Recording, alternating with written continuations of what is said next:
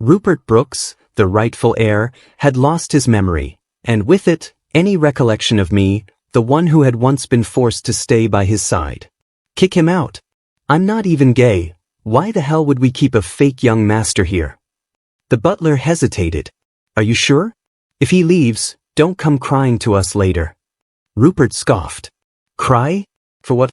I don't like him. I nodded and chose to leave. But just as I passed by the window, Rupert spotted me. He leapt from the bed without hesitation and caught my wrist. Hey, do you believe in love at first sight? Welcome to History Channel. Subscribe to follow all our latest adventures. Story begins. Rupert had gone off the rails drag racing and ended up falling off a cliff. He was in a coma for 6 months. When he finally woke up, he didn't remember a thing. Not the people around him. Not me. The Brooks family, desperate to help him regain his memories, brought him back to the old apartment where he grew up. Upon returning, he heard I was still staying at the house. He flipped. That faker stole my identity. I had to suffer alone outside all these years because of him. And now you're letting him stay in my home? Are you kidding me? It's either him or me. If he stays, I'm out. I stood quietly outside the door, hearing everything. Inside, everyone else looked confused, taken aback by his rage. Mrs. Brooks blinked, hurt. Son, wasn't it you who insisted Gary had to stay? You said you'd leave if we made him go. Rupert froze, the bitterness on his face stiffening. He looked around the room as if everyone had just betrayed him. So now that I've forgotten everything, you're making up stories to guilt trip me? I'm not gay. Why would I want to keep that fake around? You really think I'd put up with this just to piss myself off? Mr. and Mrs. Brooks were already getting a headache from his shouting. They didn't even bother arguing. Fine. Kick him out. But don't say we didn't warn you. And with that, they walked out the door. They paused slightly when they saw me there. Mrs. Brooks sighed and slipped a black card into my hand before turning to leave. I understood the unspoken words behind her gesture. For over a decade, they treated me like their own son. But in the end, I wasn't. Rupert was. And they had no idea what he'd endured outside. Of course they'd side with him now. That's just human nature. Before Rupert lost his memory, the Brookses had always worried about our closeness. They'd subtly try to keep us apart. But Rupert would sneak into my bed in the middle of the night, grabbing my wrist and whispering threats. Promise me you'll never leave. Now, though, inside that room, Rupert had probably imagined 100 fake young master revenge dramas. He looked smug, like he'd just defeated a great enemy. The butler, someone who knew the truth of our past, fidgeted, then finally spoke up. You really want to kick Gary Brooks out, young master? Not going to look at him again. Don't come crying under the covers later like last time. That was embarrassing. Rupert shot him a glare. What are you staring at? He's not some damn fairy. And crying? Don't be stupid. I don't like him. He narrowed his eyes at the butler. Then, realization struck. Oh, I get it now. You're that character, the scheming, two-faced butler who sides with the fake heir in every story. Are you saying all this because Gary put you up to it? Told you I liked him? That I couldn't live without him? Dream on. I'd never fall for a man. Tell him to get lost. His tone was disgusted, truly and deeply. He had never looked at me like that before. Not even when he'd caught me, that time. Back then, he was always careful, afraid I'd leave. Even when he was jealous or angry, he never took it out on me. He just broke a few beds. But now, he was serious.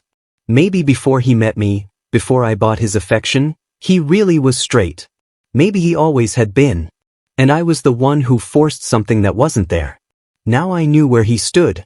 I'd never been the type to beg or cling.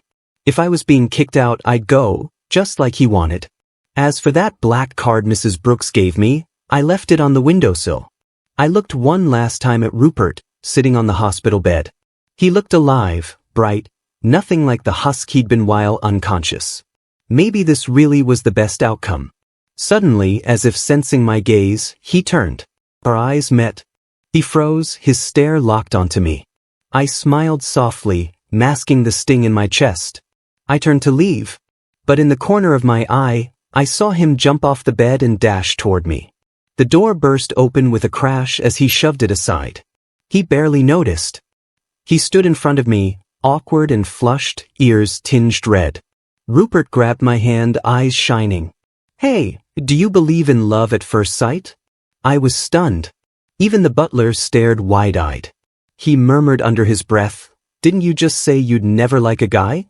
That was fast. Rupert turned and glared. "Don't twist my words. I just hadn't met the right person yet." "Zip it, lackey." The butler zipped it. Rupert perked up again, gripping my hand tightly. "Man, it's freezing out here. Let's go inside and talk." Without waiting, he pulled me in and shut the door, leaving the butler outside. "Seriously?" I couldn't help but smile. Rupert's hand was warm. His eyes, even warmer, burning straight through me with sincerity and something more. "So," he said, voice low, hopeful, "would you consider giving me a chance?" Rupert Brooks still hadn't let go of my hand. His face, flushed deep red, betrayed just how unaccustomed he was to this kind of intimacy after losing his memory. He couldn't even look me in the eyes. His gaze danced nervously, shifting as if afraid I'd reject him. There was something so careful, so tentative about him. Suddenly he stiffened. His eyes narrowed as he glared toward the window. Turns out, the butler had been secretly peeking in. Rupert scoffed and strode over to yank the curtain closed. His anger was unmistakable, but laced within it, I caught the flicker of embarrassment. "No peeking, you bootlicking spy of the fake heir." That contradiction, it brought back memories. I remembered how it all started. He just entered college as a freshman. And I was the infamous school tyrant. During a standoff with my rival, Harbor New, he suddenly grabbed my childhood friend, Sean Porter, and kissed him square on the mouth. Sean was furious, wiping his lips with the back of his hand and spitting repeatedly. "Freak. Disgusting. You into guys or something?" Harbor just laughed, rubbing Sean's head like a pet. What's wrong with liking men? Naturally, it erupted into a brawl. I lost. To save face, I wagered a bet. Harbor made Sean a promise. "One day, you'll kiss me willingly."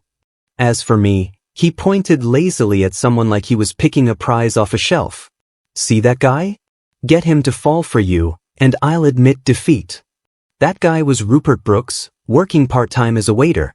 I'd never pursued anyone before. Being raised in wealth had taught me one thing: any problem solvable with money wasn't a problem at all.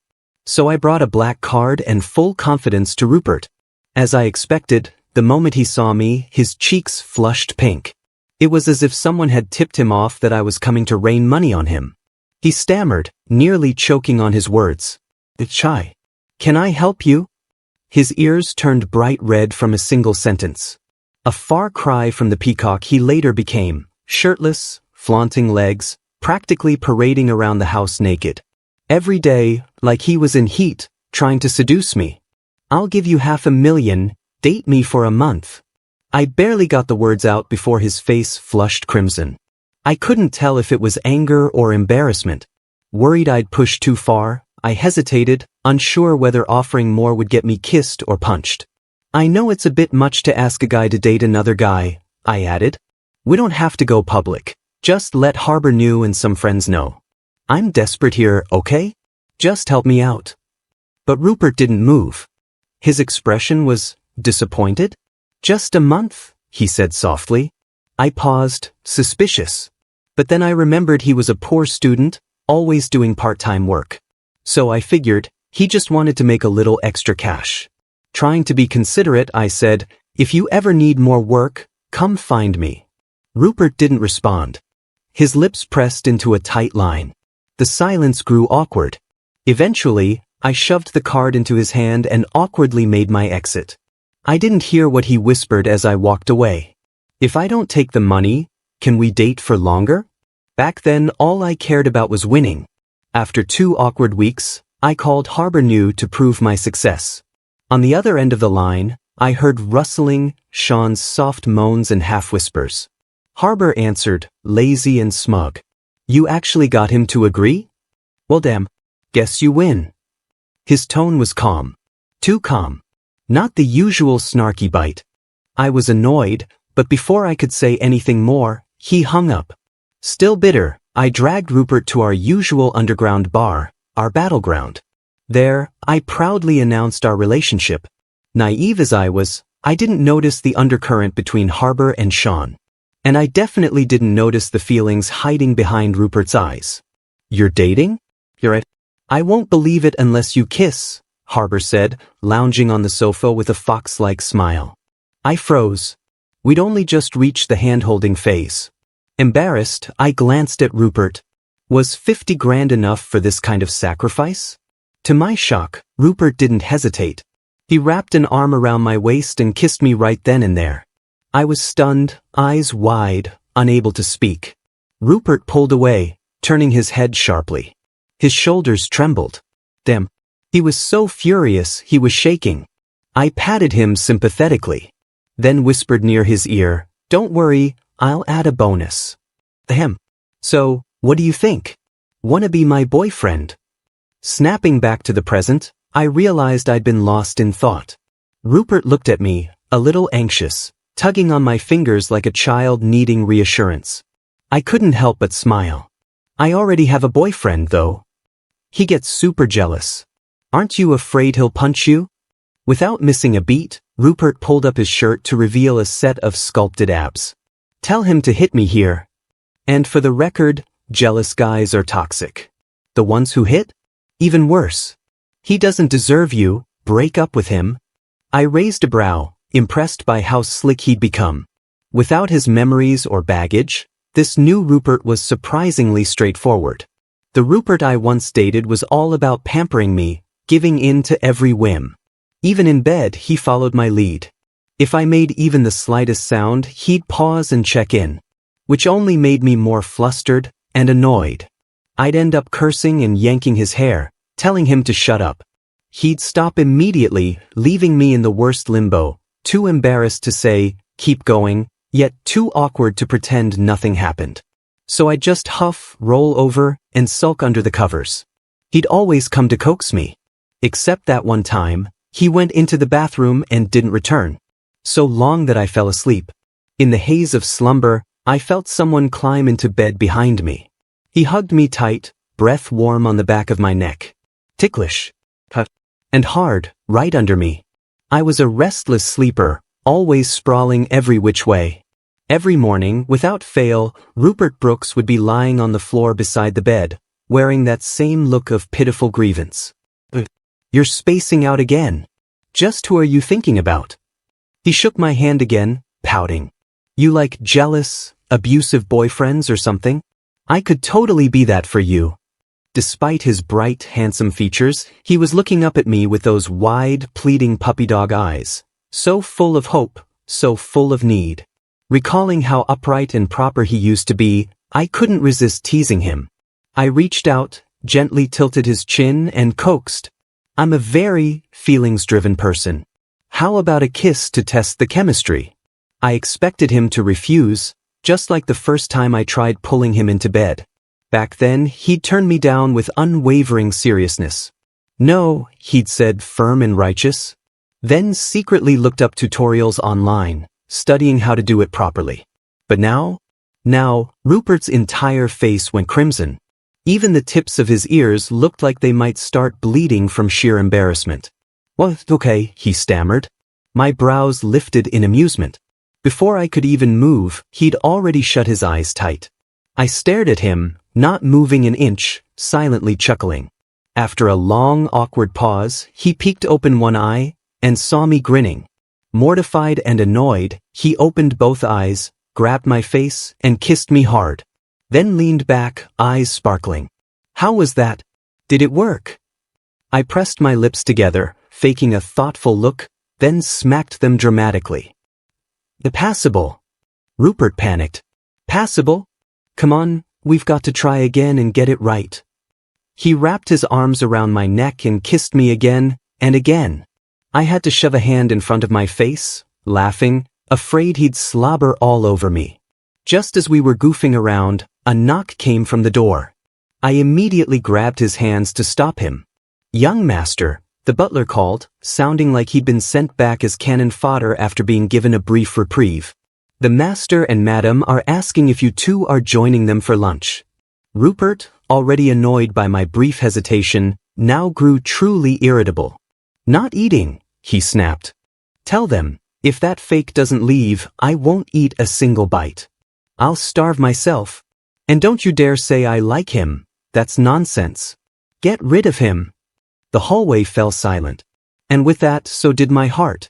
I didn't expect Rupert to care so much about me post-amnesia. Maybe it was because the housing complex he'd grown up in was so awful. Maybe he'd just suffered too much, so he cared a little too deeply about me, the imposter who'd stolen his place. I didn't know what to feel. Part of me was hurt that he forgot me so easily. Another part felt guilty. After all, I had lived in his place, enjoyed his luxuries, while he suffered through hardships meant for me. And what did I do in return? I tried to buy his love. Ran my mouth in front of my friends like I didn't care. Rupert seemed to sense my mood, squeezing my hand a little tighter. His voice was soft. I like you. It was love at first sight. Don't worry, I've never even met that fake. No way I'd fall for him. That's just his ploy to stay. I gave him a small, forced smile, gently pulling away from his embrace. I wanted to tell him that I was the fake, that I was Gary Brooks, the supposed schemer clinging to the Brooks family.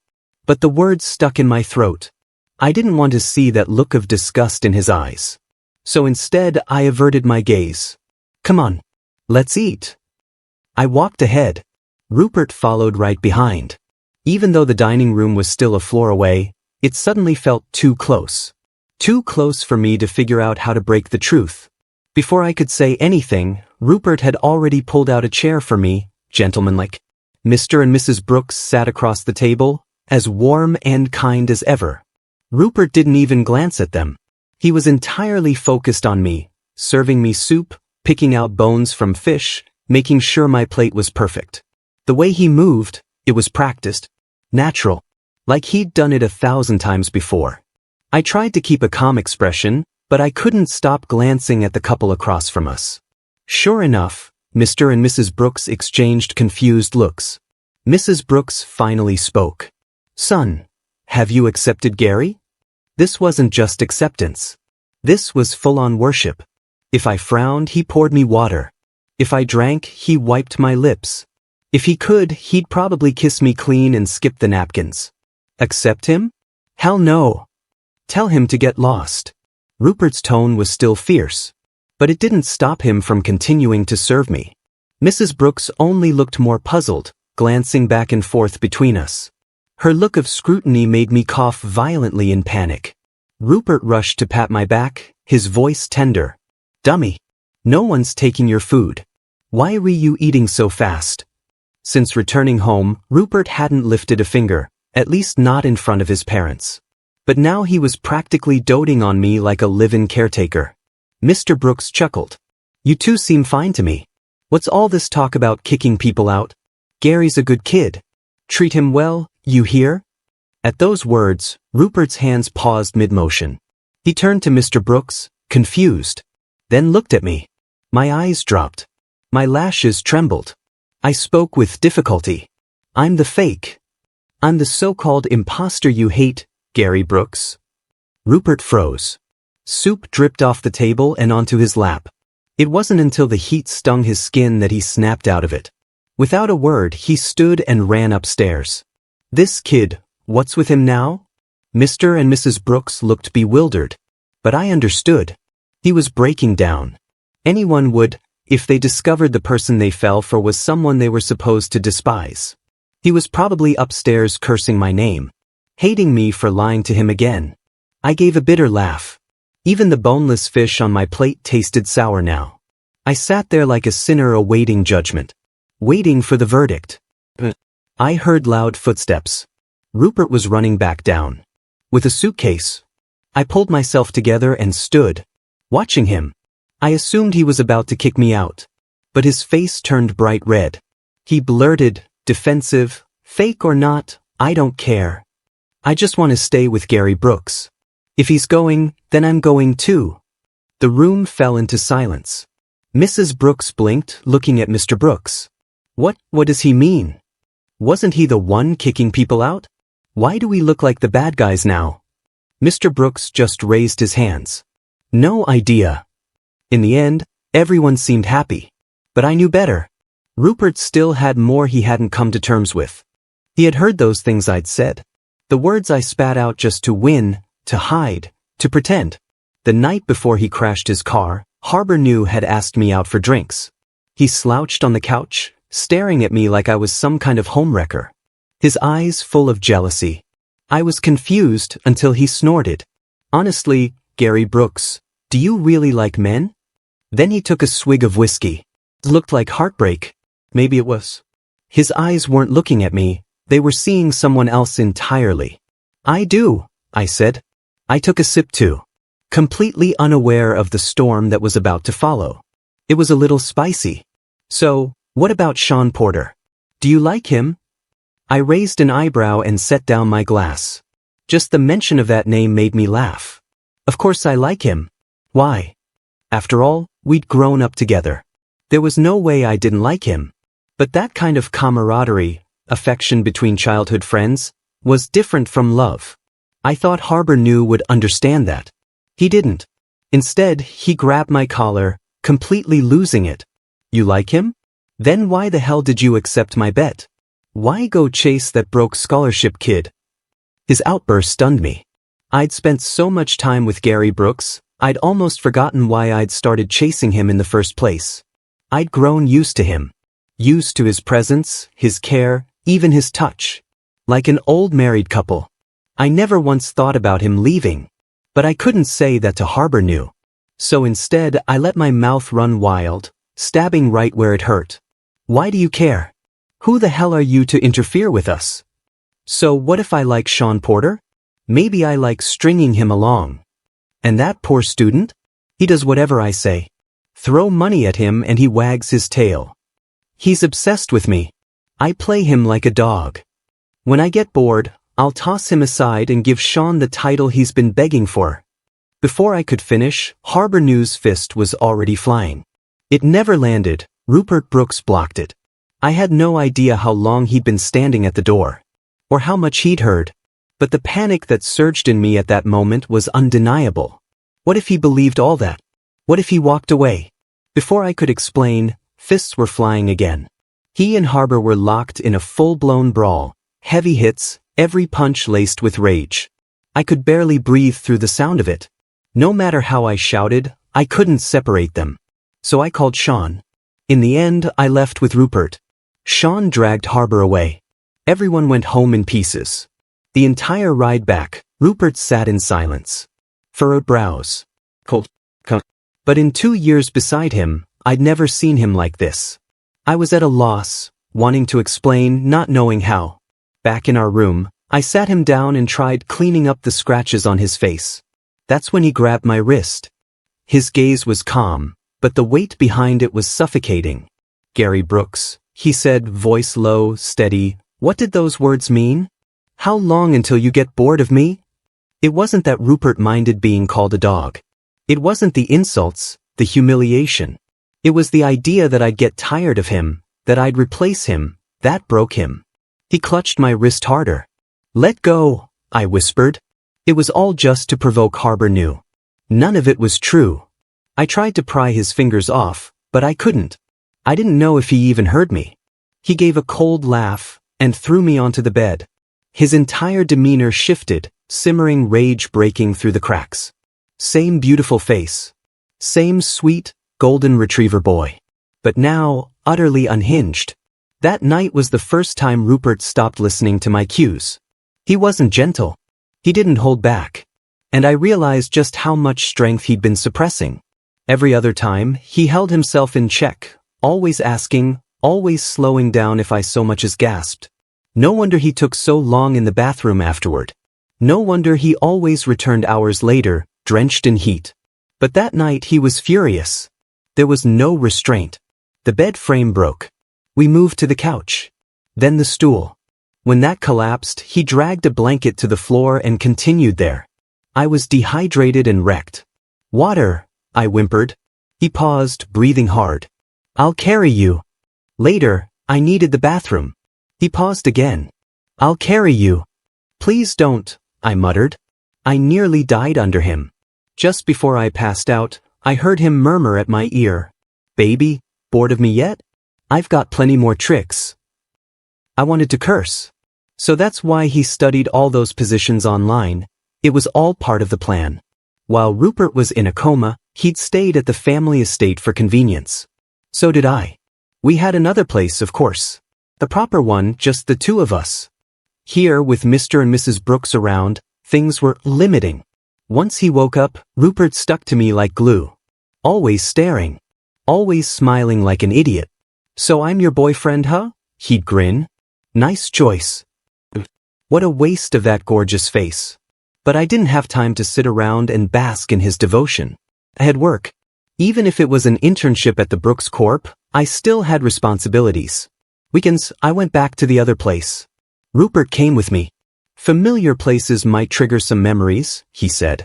So I let him tag along. As soon as we stepped in, he was examining everything. The matching mugs.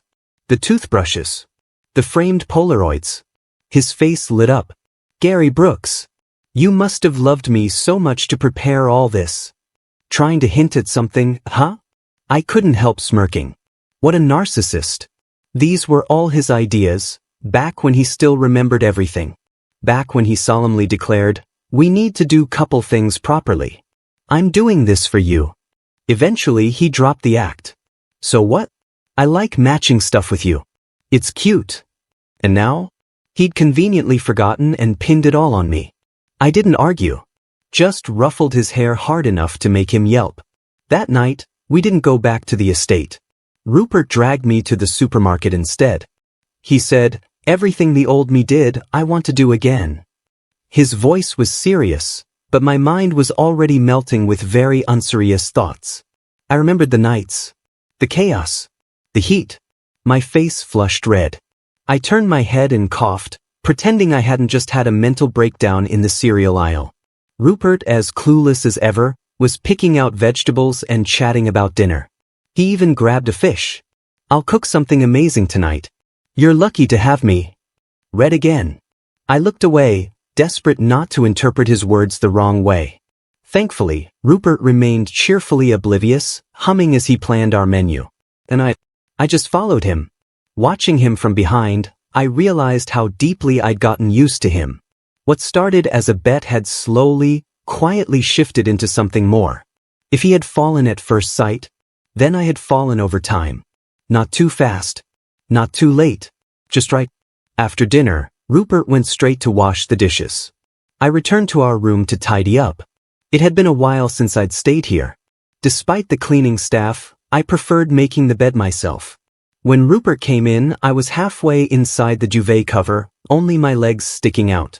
By the time I emerged, he was standing there, eyes burning. I blinked, then smiled. Go shower. He nodded blankly. And then, out of nowhere, 2 steady streams of nosebleed began dripping from under his nose. As soon as Rupert Brooks noticed the nosebleed, he slapped a hand over his face and dashed to the bathroom in a flurry of panic. I found it even more amusing. My fingers itched to ruffle his hair again. What I didn't expect was for him to stay in the bathroom for so long. So long, in fact, that I finished showering in the other bathroom and came out. He was still in there. Was it embarrassment? Something else? Then I remembered. He had no memories, had been unconscious for over half a year. In his mind, he was still a virgin. The thought made me chuckle. I sat on the bed, turned on just a dim bedside lamp, and started mentally planning for Monday's workday while I waited. Eventually, Rupert Brooks emerged. His cheeks were flushed, probably from the steam. He stood at the bedroom door, so bashful he couldn't meet my gaze. Where should I sleep tonight? I raised an eyebrow. This guy had just been full of bravado, and now he was asking like a guest? Sleep in my palm. I rolled my eyes at him. That made Rupert freeze mid-step. He looked at me all pitiful again, like a puppy begging not to be scolded. I sighed and beckoned him over with a crooked finger. A while passed in comfortable quiet. I thought I'd have to wait patiently for Rupert Brooks' memories to come back. But instead of recalling the past, he first found out about the bet I made with Harbor New. Harbor New, as always, was a thorn in my side. Even after half a year, he still clung to my offhand comment about once liking Sean Porter. Despite being practically official with Sean now, he was still ridiculously jealous. Always accusing Sean of secretly loving me. That was when it all clicked. Harbor New had been jealous since childhood. It was all because of Sean Porter, that deceptively innocent troublemaker. Harbor had liked Sean, but he'd gone about it the wrong way, always bullying him. I couldn't stand it, stepped in a few times, and just like that, Sean started idolizing me. Clung to me like a loyal little duckling. Naturally, Harbor hated it. To get Sean's attention, he acted out constantly. It became a habit, and today was no exception. Well, having a nice breakfast, huh? Rupert cooked again? Lucky you. His voice dripped with sarcasm and envy as he side-eyed Sean. Rupert, a little dazed, leaned over and asked, who's this guy? I winced. But I figured, sooner or later, Rupert would have to know everything. So I said nothing. Harbor's smirk widened. You don't know me? Huh? You should thank me. If it weren't for the bet I made with Gary, you two would have never gotten together. Rupert blinked. You set us up? Then frowning, what bet? Harbor didn't answer right away. He looked at me instead. Grinning with challenge, he bared those perfect white teeth. Can I tell him? But his eyes said clearly, I'm telling him whether you let me or not. Sean tugged on Harbor's sleeve, shaking his head. That only made it worse. Harbor scoffed. There you go again. Always defending him. And then Harbor spilled everything, because I didn't stop him. I hadn't expected Rupert's reaction. He paused, then burst out laughing. That's it. Well, I should thank you then. If not for that bet, I might never have had the chance. He sounded genuinely happy. He even looked at Harbor with gratitude. Thanks for handing me my wife. I slapped a hand over Rupert's mouth before he could say more. Because when I was showing off in front of Harbor before, mouthing off and acting cocky, I might have said I was the top. And judging by the way Sean Porter's eyes bugged out of his head, he definitely caught that keyword. He pointed at me, then pointed at Rupert. Like he couldn't believe it. Harbor's mood brightened instantly. He threw an arm around Sean, only to be met with a swift elbow to the ribs. Didn't matter to him. He touched his bruised cheek and sniffed his own hand like a lovesick idiot. Then flashed another grin, too pleased for comfort. I took 2 steps back. This man was unhinged. Oh. Harbor dragged the word out with wicked amusement. So, you're really not bothered by the bet? His eyes gleamed with menace. I could sense he was winding up to say something awful. I quickly clamped my hands over Rupert's ears. Harbor didn't miss a beat. Then you shouldn't mind that he called you a dog either. Said once he's tired of you, he'll toss you and find another. I was done. Harbor New's pettiness was beyond redemption. I grabbed a broom and started whacking. Didn't matter who got hit, I chased them both out the door. Only when I saw their pathetic figures disappear down the street did I feel the satisfaction settle in.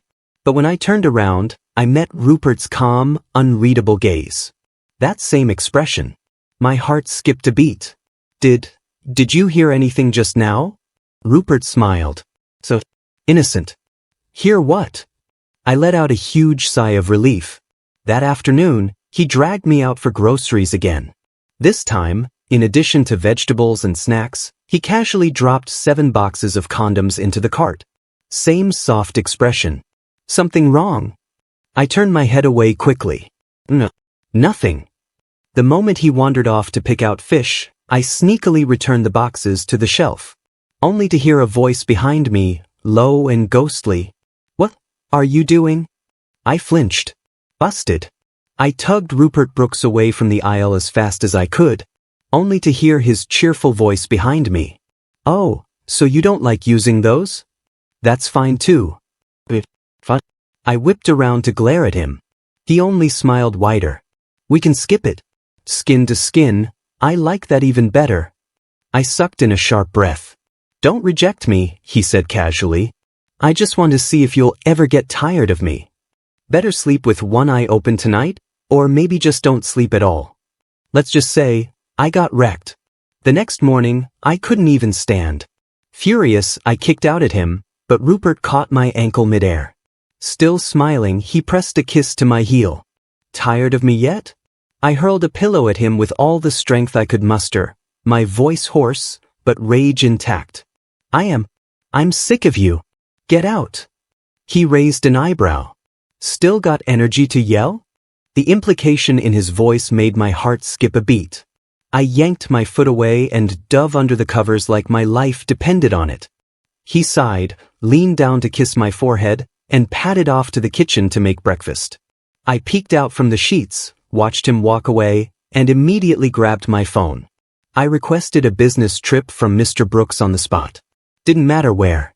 I just needed to get away. Because ever since he lost his memories, Rupert Brooks had been like a rabid dog off its leash. I couldn't handle it anymore. Especially when he leaned down after every round, eyes dark and breath hot, and growled. Tired of me yet? Could I say yes? Would I dare? After a few days of recovery, I finally got on a flight out of town. I didn't breathe easy until the plane was in the air. But the second we landed, I turned on my phone, and there he was. Rupert Brooks. Calling. I declined. He called again. Clingy didn't even begin to cover it. I started missing the old Rupert Brooks, the one before the accident. Proper. Controlled. Like a sweet, obedient golden retriever. But he was a possessive maniac who wanted every inch of me, every second of the day. I sighed and declined again. Eventually, the calls stopped. But that night, someone knocked on my hotel door. Thinking it was staff, I opened it carelessly. Didn't even get a good look at the person before I was swept off my feet, literally, and slung over a shoulder. I thrashed wildly until I felt a hand smack my ass. Be good. Rupert Brooks. Another day, another reminder of how much I missed his old self. But this one wasn't letting me go. He grabbed my chin, tilted my face to his. So, he asked, do you prefer this version of me, or the respectable Rupert Brooks? The look in his eyes, the pressure in his grip, it wasn't a joke. He was dead serious. One wrong answer and I'd be pinned to the bed in seconds. I swallowed. I like you now. He nodded slowly. Expression unreadable. But at least he didn't escalate. I relaxed. Too soon. Then you don't like who I used to be? My heart skipped a beat. Was he being serious? I rolled my eyes. You unreasonable, jealous psycho. A few days passed like royalty. Meals prepared, clothes folded, arms constantly around my waist. Somehow, my stamina even caught up. I got used to the nightly exercise and the daytime sass. I love you. Doesn't matter which version of you it is. If you were drowning, I'd save both of you. That finally satisfied him. He gave my waist a break. Just when I thought this might be our new normal. When I thought he might never remember. He had a dream. Woke up drenched in sweat. I didn't notice at first. I was half asleep. But gradually, I sensed the shift. Rupert Brooks was still Rupert Brooks. Only now, during the day, he was back to being proper. Serious. Fluster him just a little, and his face turned red, right down to his ears. But at night, when it was just the two of us, he became a walking disaster of innuendo and mischief. Each time I teased him during the day, he'd make me pay at night. I stopped teasing. Rupert Brooks POV bonus. I was standing at the door the whole time they were talking about that bet. Heard every word. Honestly, I didn't mind. I was actually grateful that Harbor New had chosen me. Because what if I hadn't been there that day? What if he'd pointed at someone else? But then I heard Gary Brooks say he only kept me like a dog. And instead of pain, what I felt was excitement. If being his dog meant I got to stay by his side, I'd do it. Because I belonged to him. But when he said he'd toss me aside once he got bored, that was different. That crushed me. I'd always had strong self-control. Even when I wanted him so badly I could barely breathe, I still held back. I'd slip away to the bathroom. Take care of it alone. Because I didn't want to overwhelm him. But that night, I couldn't stop myself. Panic. Rage. Insecurity. It all exploded at once. I held him so tight, desperate to feel him, to know he was still mine. Over and over again, I needed him to prove it. The rest of the world could try all it wanted. But no one was taking away my moon. As for that street race that put me in a coma, that was my bet with Harbor New. The end. Thanks for stopping by. Subscribe and hit the notification bell so you don't miss out on any new videos.